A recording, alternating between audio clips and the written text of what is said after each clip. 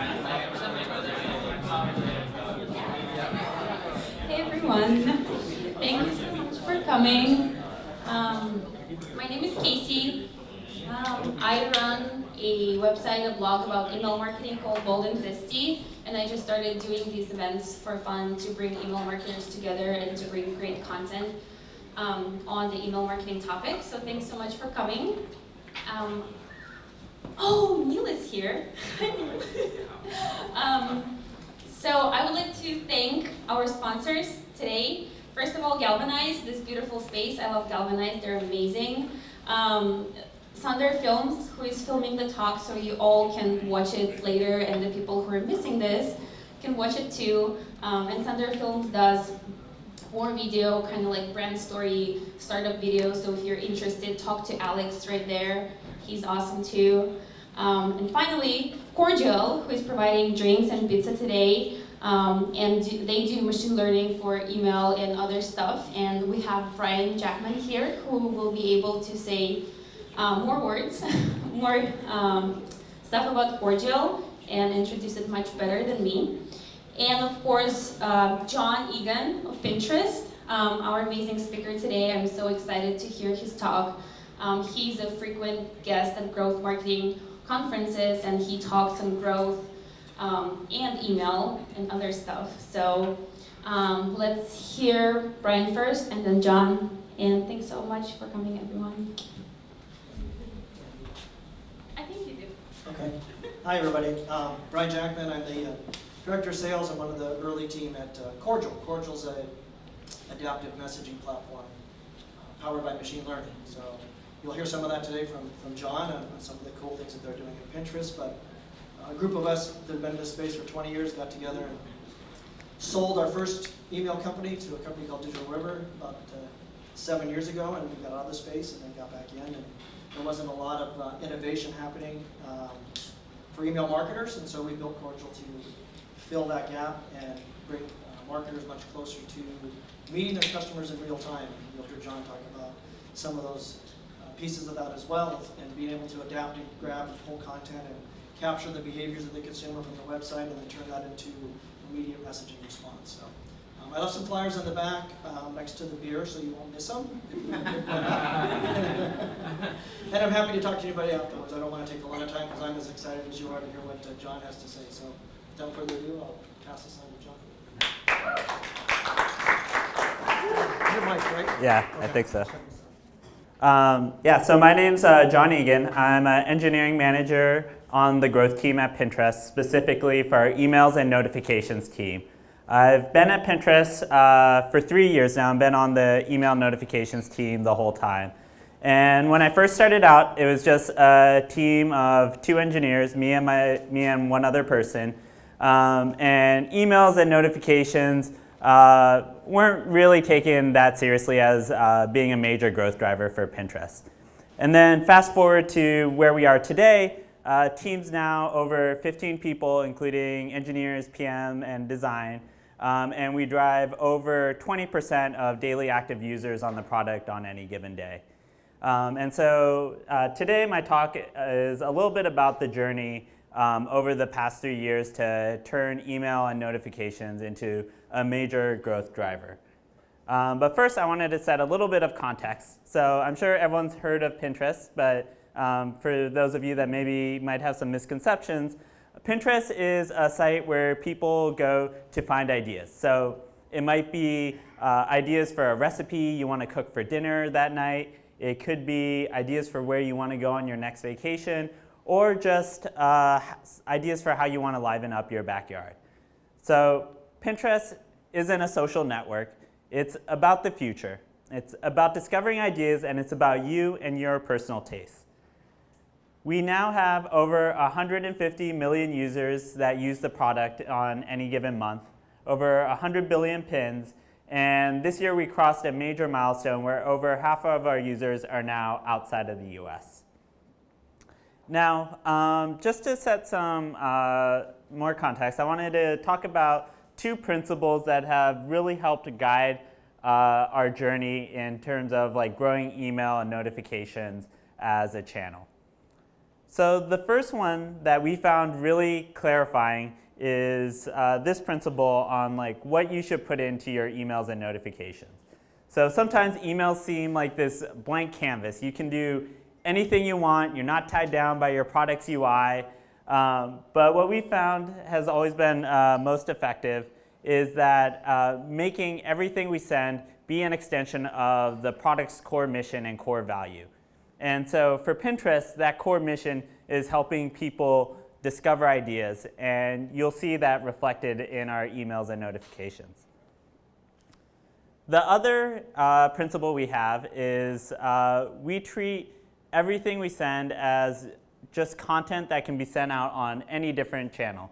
So whether it's email, push notifications, SMS, we treat these just as different channels, and what will work on all those different channels. There's a few things that make push a little bit different from email, stuff around like frequency and the timeliness of it, and you can also do some location-based stuff. But at least for Pinterest, those factors don't really have a big impact. And so here you can see an example of what we send. So on the left, we have a recommendation for new ideas in Bali that was sent as a push notification, and you can view the content in your in-app notification pane. And you can see the exact same content can also be sent as an email that the user receives. Now, our strategy over the past 3 years has boiled down to these 3 basic principles: coverage, conversion, and quality. And tonight I'll talk about a little bit about each one of these and some of the things we've learned and some of the things we found success with. So first is coverage. So coverage is pretty self-explanatory. Have something that you can send to everyone. And at least when we first started on emails and notifications, we used to think about emails and notifications primarily as a way to re-engage less active users. And at Pinterest, we have a few different ways we classify users. So we have a few different categories for how active you are, and then a few different categories for where you are in your user life cycle. And we used to really focus on those bottom 3, new, dormant, and resurrected users, and using emails and notifications to like bring back those users. But one of the big things we learned is that you need to think about emails and notifications as a way to re-engage every type of user you have. So even your active users, emails and notifications are extremely powerful at helping amplify engagement. So it can bring a dormant user and make them marginal, can bring a core user and make them a daily active user. And by taking your active users and amplifying your engagement, it helps a ton with just improving the stickiness and retention of those users. Now, with all these different types of users, trying to get coverage for all of them, you have to have a big set of different things to send that are tailored to each of those different types of users and where they are in the life cycle with your product. So for Pinterest, we have a few different things we can send you, a few different ideas. We can send you ideas that are pins, that are boards, pinners, and so on. And we can send you different levels of quality depending on how engaged you are. So it can be personalized, it can be things similar. If you're less engaged, we can send you things that are just popular or trending on the product. And when you start to put all these different combinations together, you can end up with quite a few different types of emails. And so for us, that went by a little bit quickly. We ended up with over 20 different types of emails that we can send to a user on any given day. And to give you just a quick flavor of it, here's a few examples. We have personalized recommendations for your board about plating. We have trending searches for this week. We have trending pins in home decor. And then finally, board recommendations in interior design. And with all these different types and all these different types of users, our mission becomes to figure out what is the right message to send on the right channel at the right time. So you have two databases, one for users, one for that content, and what is the most like atomic unit that you're putting together all these things with? The pin or? Yeah, so sort of the flow is we have all these different types, and on every day we go through every registered user, see which type we want to send them, which I'll get into a little bit how we do that. And then for that type, each one has its own algorithm for what content goes into it, whether it's a recommendation type or popular pins and so on. And so the way we fulfill that mission of right message, right channel at the right time, when we started out, we started off with business rules. So we picked the right message by just going through what had the highest overall CTR rate. We figured out how often to send things by just having a standard rule of each type could only be sent once every 7 days. And then we figured out what time to send by whichever hour for that country had the highest open rate. But one of the things that we've had the most success with over the past year and a half, 2 years, has been replacing every single business rule in our system with machine learning models. So for picking what to send, we don't go by just whatever has the highest CTR rate. We built models that predict what a particular user's CTR will be and use that to figure out what to send. Then for figuring out how often to send things, we use that same engagement prediction to figure out and tune the frequency. And then finally, we build models to predict which hour a user will have the highest engagement. So I wanted to share a quick experiment. One of our first experiments for using machine learning was sending people more of the emails they like. And so in that experiment, we built the models that predicted for a user what their engagement rate would be on each email type we had. And what we saw was we increased email volume by a total of 20%, but we ended up increasing clicks by over 70% and our CTR by over 40%. So if you were just sending a random 20%, you'd expect just an increase in clicks of just 20%. And this experiment helped add millions of active users to the product each week.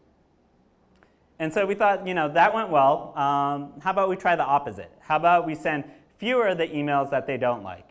And so when we tried this, what we saw was that we were able to cut out 34% of our email volume with less than a 1% drop in clicks and no impact on any of our top-line metrics.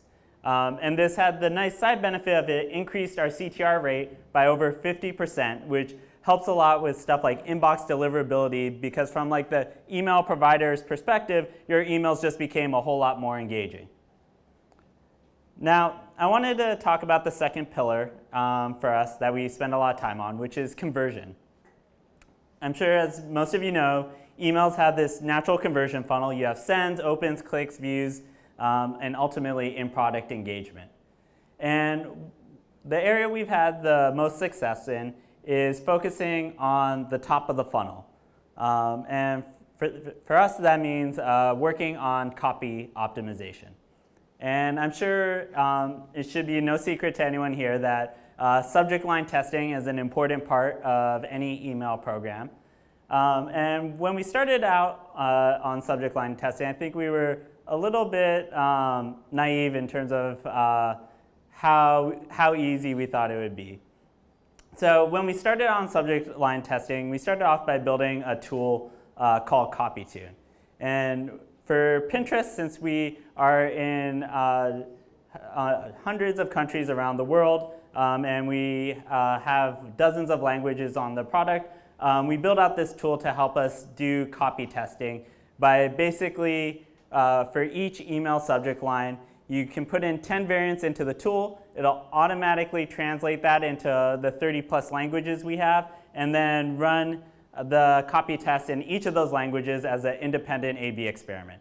And so what'll end up shipping is in English here, it might be variant 3. In French, it might be variant 6. In Hindi, it ended up shipping the control subject line.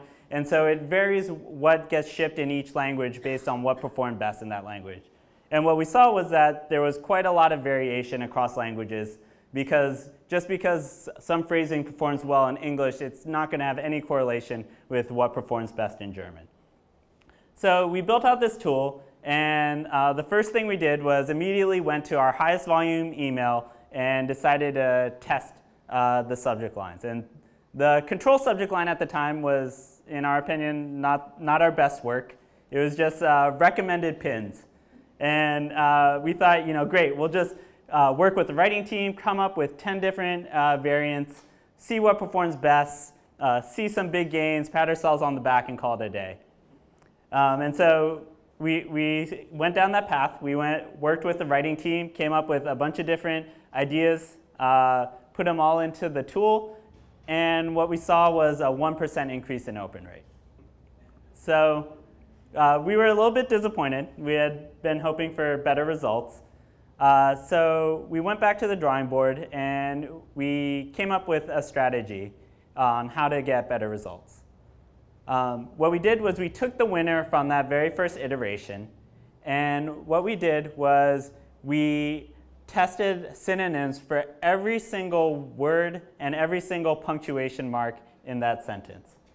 So you can see here, we tested hey first name versus hi first name versus not including that. We tested found versus picked. We tested exclamation points versus commas.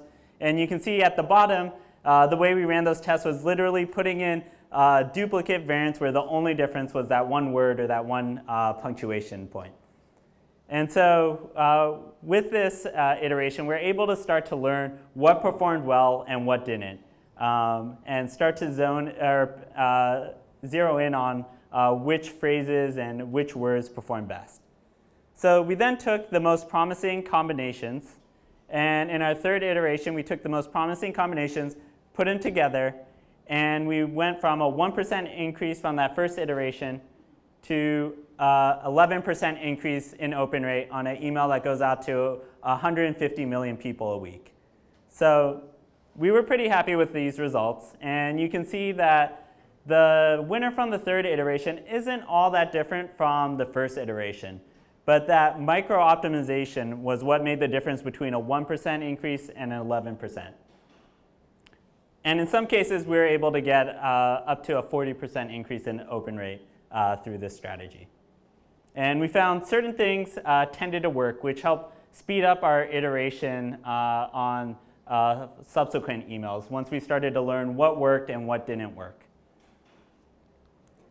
Now, the last pillar for us is quality. And the reason quality is important is because quality is the bridge between someone opening your email and clicking on it and then actually having an engaged session in the product and getting value out of your product. And one of the biggest things we've done to improve quality over the past year has been moving away from curated emails.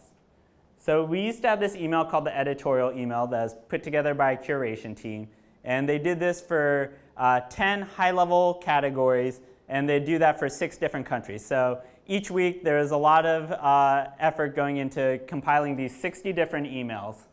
And when we looked at the numbers, what we saw was the open rate was okay, the click-through rate was not as great, but then the conversion rate from clicking to in-product engagement was far below a lot of our other recommendation emails. And so what we kind of hypothesized was that coming up with a single set of pins to send out to millions of users is probably not the best set of pins you could come up with for each one of those millions of users. And so we decided to take the framing of having pins in a particular category and build out an algorithmic email to do that. And so we built out this email called Category Recommended Pins, or CRP for short. And what it did is it drew on a database of over 10,000 granular categories rather than the 10 really high-level categories that we're using before. And so if you were engaging in food and drink on Pinterest, instead of getting this email about like dishware or something like that, maybe you're engaging with paleo recipes. And so you get an email with new ideas for you in paleo. if you were engaging in men's fashion, but specifically you were trying to use Pinterest to find a new pair of shoes and you weren't interested in men's outerwear, you'd get this classy men's sneaker board. And then finally, if you weren't a caveman and you were actually using Pinterest because you lived in an apartment and were trying to find like affordable home furniture, instead of getting these caveman hacks, you would instead get new ideas for you in IKEA.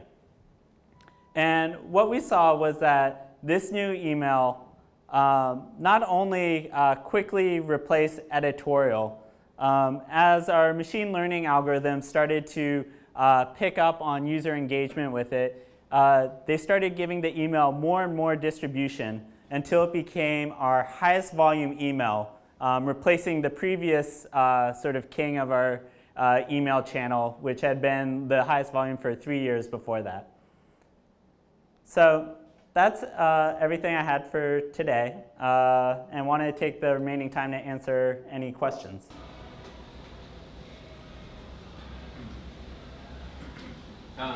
So what is the ultimate, what are you optimizing for? Open rate? What we optimize for is in-product engagement. So specifically, what we do is we look, for Pinterest, one of the main actions we look for users to take is repinning a pin in the product. And so all our machine learning models are trained for predicting a user's probability of repinning a pin if we send them that email. So have you guys turned on ads yet, or is that still? Yeah, we have ads in Pinterest. That's the primary business model? Or? Yeah, that's our primary monetization strategy. In the Could back. you go back to your learnings page and talk about them a little bit?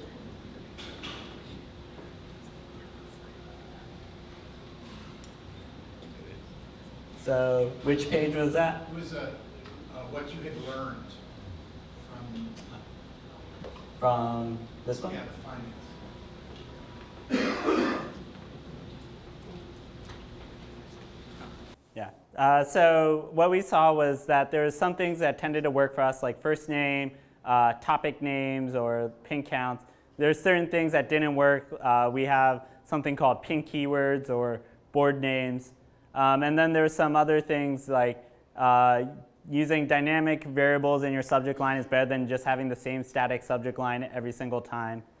So basically personalizing for the person's interests. Yeah.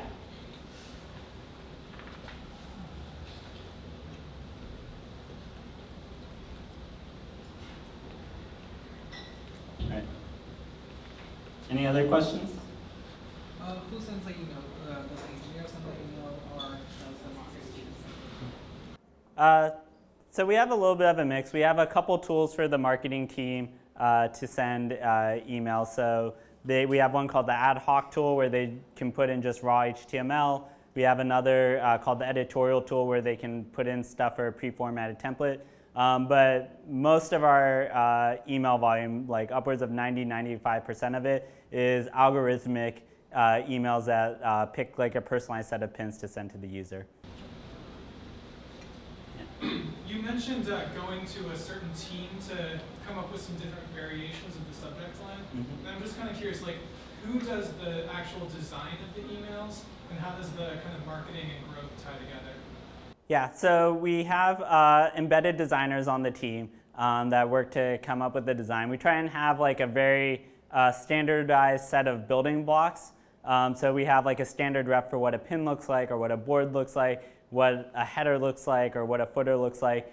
So that way we don't, every time we come up with a new email, a lot of it is putting just building blocks together. So oftentimes when an engineer is creating a new email, they don't have to write a single line of HTML since they just reuse existing modules.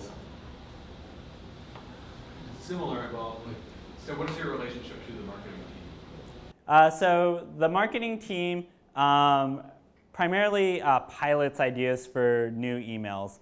So they test lots of different ideas, they test different designs, they test stuff like that. And then when we find something that works, we productionize it in our systems.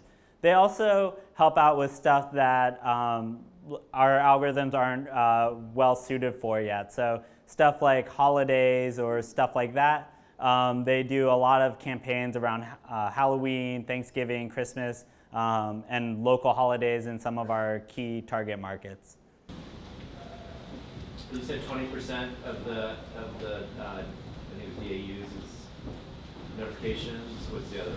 Sharing, Google. What are the other 4/5? The other 4/5 come from just a lot of it is like direct organic traffic, SEO, Facebook, starting to do a little bit of paid as well.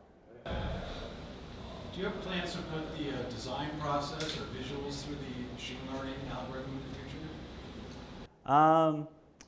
Well, we thought about it for copy, haven't thought about it for design yet. I'd mentioned like CopyTune before, like it's not on our immediate roadmap, but one thing we're thinking about is like maybe certain words or certain framing performs well with some users and not others. Like maybe upbeat framing performs well with one type of user, and then like more like very like prescriptive, like go do this performs well with other types of users. Yeah, so how creative do you get with trying to bring back dormant users? I mean, are you willing to go so far as to use subject lines that have nothing to do with Pinterest? I mean, do you guys do things that just try to kind of bring people into the email to see what they do, or do you try to stay away from that? Yeah, so we send users emails for up to 6 months after they last engage with the product. And so they're getting emails on a regular basis, and if like one email is not working, it'll try a different type. For dormant users, we do have like some phrasing that's like more geared to like what you're missing out, and we found that's effective. But brand team pushes back a little bit on it, so we have to try to fine line there. One thing that we did find successful with bringing back dormant users, because that's a really tricky problem, is we found that seasonal triggers are really good. So what we did this year was we looked at people who had like done any Halloween related activity last year and sent them an email this year saying like, hey, here's some more pins about Halloween. And that performed much better for inactive users than our emails normally perform. Can you talk a little bit more about your findings relating to like what works better with a push notification versus an email? Like for example, do you find most people, like the same group of people that respond to a push notification, like stick with push notifications, respond to push notifications? Yeah, most people have a channel preference where they're more likely to respond to one versus another. Channel preference might vary on like a very high level. So for instance, Pinterest, we have messaging in the product. And so for that, you could maybe have a user that prefers messaging for push, but prefers like all our recommendation re-engagement stuff through email. But what we found is it's predominantly just a preference for one channel or another. What about, do you guys see any change of behavior with millennials? Do they use email as a medium to come back, or just make sense in that? Yeah, I think people always decry like the death of email because younger generations aren't using it. But what we've seen is generally once people get like past sort of like or into college age or past college age, they generally tend to start engaging with email the same as everyone else. Right now we aren't doing anything like super specific to where we look at your age and decide to like push over email, but we use machine learning to kind of like pick up on that. So right now we do stuff like channel selection. It looks at your engagement with email, looks at your engagement with push, and sends it to you on the channel that it thinks you'll have the highest engagement with. For right now, those are the only two channels. We're going to be looking at SMS in the coming year, and also paid as like another re-engagement channel as well. First and foremost, 11% given your audience size is ridiculous. Awesome. My question is around the machine learning itself. So you described 10,000 different distinct micro categories that you would classify these individuals in, and I want to know, or see if I could get an answer out of you, as to whether it's an ensemble model, is it a support vector machine, is it a classifier model, or is it a clustering algorithm that you guys use to derive these 10,000 categories? What has been the most effective in arriving at these 10,000 categories? So the 10,000 categories is built by a different team in the company, so I don't know all the details of how they came up with it. So fortunately, you won't be able to get an answer out of me. For the push notifications, what do you guys use to incentivize people to agree to, getting push notifications, and what's your acceptance rate right now? Yeah. I can't give our exact acceptance rate, but I will say acceptance rate varies a lot by sort of like industry vertical. Like if you are a messaging app, they have like upwards of 95% acceptance rate. Some like e-commerce apps can be as low as like 10 to 20% acceptance rate. We fall somewhere between those two, but we are fairly happy with what we have. We have tried, right now what we do is we just pop up the permission on iOS, no pre-prompt, just pop up the system prompt. We've tried several iterations of trying different ways to get a higher opt-in rate, but so far I haven't found anything successful. And I've talked to a lot of other big companies, and similarly they've struggled to find something that's successful at actually improving the conversion rate.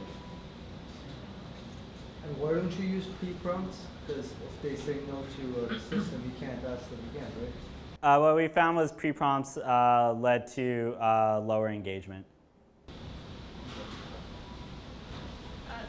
You said that you're going to be testing SMS. I'm just curious how you are going to think about what content to put on email versus SMS and what your strategies are. Yeah, so it would be similar, for us it would be similar to push. So the way we think of push is almost sending you the subject line that would be in the email. We would send you that on push. And then when you click on the push notification or you go to your in-app notification pane, you see the content that would have been in the email. And so SMS would work the same. So if you were to kind of like start it over again without all these engineers, how would you best try to like start this? Yeah, I mean, I think where we are now is like pretty advanced, but we took a lot of shortcuts along the way and slowly started replacing those shortcuts with more sophisticated systems. In the very early days, the way we used to send emails was we had a data job that like generated the content and would send all the users that we had that email, and so it was Thursday and Friday was the weekly email, and then to make sure we weren't spamming users too much, we had the popular pins email run on Tuesday, and then had like our social email run on Monday, and we started to run out of days of the week. So we then had to like pivot and build out a system where is all these different types, and is starting to select what to send, and then continue to evolve that system. So I'd say like you just start off with whatever's like scrappy and you can do with the resources you have, and then as those systems evolve, they become more and more sophisticated and complex. Does a non-open get any credit at all? Like, does it get anything? Because I actually manage my email by just looking at subject lines. Mm-hmm. Half the time I don't answer. I don't even open things. Yeah. So a non-open doesn't get any credit, and specifically, we give maybe a slight credit for a click on the email, but the majority of the credit goes to like having an in-app engagement. I'll ask a little more extreme version of that question. Is that why would you even give credit to open rate, where something might have a great open rate, but not have great click-through, might even be spam? Yeah. So we don't give credit for open rate, but we have that actually brings up a good point. When we first started doing the subject line testing, the metric we told CopyTune to optimize for was opens, because we're like, we're changing the subject line. The most direct thing is you open it. But we found a few cases where the subject line that had the best open rate didn't end up having the highest end-to-end click-through rate. And so we started more and more starting to look for further downstream metrics that are better indicators of engagement. So right now, CopyTune, whenever we set up a subject line experiment, it's set up to optimize for click-through rate. And then like our machine learning models that are predicting what to send you are set up to optimize for your actual in-product engagement. Follow-up question on that findings slide. What did the date and time mean, and also what was the last bullet point on the feeling of missing out is better, or creating a newness of missing out? Yeah, so the date and time was like just putting in the date or the time in the email. Like, here's your Thursday's picks for you, or stuff like that. Just whatever can make it more personalized, more relevant. I was talking to someone who does email at Redfin the other night, and they said they started including like the local weather in their email subject lines and found good success with that. So just whatever you can do to make it like seem personally relevant and stand out. Yeah. And then the other thing was stuff like framing the subject line as like, here's stuff that's new for you, or here's stuff you're missing out on. That just general framing seems to resonate a lot with bringing people back. How do you know if a pin is attributable to an email? What do you mean attributable? So like someone might open an email and then somehow they come back maybe through an ad or through like organic, they just type interest and then a pin. How do you determine whether the email counts towards that pin? Yeah, so we do like direct tracking. So when you click on the pin in the email, you either go to the web or it ends up opening the mobile app, and we have like parameters on the link so we can track what was the source of your session starting. So was it an email that was the cause of you having a session, or was it SEO, or did you just come in organically because there's no attribution? And there's like some small percentage of people where they get an email and then they like go open up the web without clicking on it and then have a session there. That's actually not a much bigger problem in push, especially on iOS. Like most people, they will unlock their phone and click your app icon rather than swiping on the push. And so what we do there is we do indirect attribution, where any activity within a time window after it was sent, we take credit for, at least for the purposes of like the machine learning models. At the user level, are you matching a cookie with some mobile ID and able to like event track to like for at a user level, like this mobile, but there for this whole whatever. For like tracking from like email clicks into the app, or? Yeah, but at the user level, like you click on a user and you can see this is the 10 things they've done. Yeah, I mean the data is in the logs. We don't have it. It's a log file, and you have to then analyze it. Yeah. Like where? Mm-hmm. Any other questions? So approximately, like if I sign up today, approximately how many email lists am I going to be in? I know it's different for different types of, and also how easy or hard do you make it to unsubscribe all? And when somebody does that, are they gone forever, or do you still find a way to email them? Yeah. What do you mean by email lists?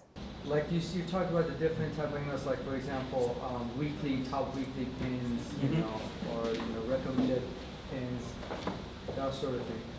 Yeah. So when someone signs up, they're eligible to receive all the emails that we have that have content. Our target that we try and do is send 1 email a day for users. And then right now, our settings literally haven't been touched in over 4 years, but we are planning on overhauling them. And Facebook has a really good way that they handle settings that we like. If you go to the email settings in Facebook, there's only 3 options.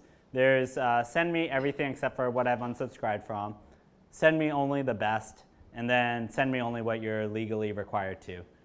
So that makes it really easy. If you're just the person who doesn't want to receive email, it's just like one click to shut off everything except what Facebook is legally required to send, like terms of service updates. And so we're planning on moving to a model like that. You mentioned that you've done some experiments with paid advertising to reactivate users. Mm-hmm. Can you elaborate on that a little bit? It's really early. Like we've just started literally this quarter, and like the experiments are still running, so we don't have too much to share there yet. You mean getting unsubscribes to resubscribe? No, like paid advertising to like re-engage users and bring them back to the product. So our acquisition team started piloting paid about like a quarter ago, and we literally just started testing it for re-engagement in the past couple weeks. What channels are you using for that? Right now we're using, for re-engagement, we are using Facebook. Acquisition teams looking at Facebook and Google AdWords. Have you experimented with negative signals in your models, things like spam or unsubscribes, or have you found, or if you have, did you find those too low signal, or was it actually helpful? Yeah, so we still have work to do when it comes to unsubscribes. The way we currently handle it is we have thresholds where we make sure emails don't go above like some percentage of unsubscribes on any send. So we try and aim for like 0.2 or 0.3% unsubscribe rate. And one of the things we'll be doing in this next quarter is starting to build models to predict unsubscribes and predict spam complaints, and then use that to sort of tune the frequency. So, like I said, we've had a lot of success with replacing every business rule we have with machine learning models, and one of the business rules that is still in place is right now we allow one email to be sent to users on every day, and we want to start tuning that where we come up with a budgeting system that uses predicted engagement and predicted negative signals to figure out like what the right frequency is. You talk about a lot of different buckets and matching them together in order to increase the engagement. I'm curious, what are the buckets for non-engagement, and how does that kind of buckets fit into the entire process?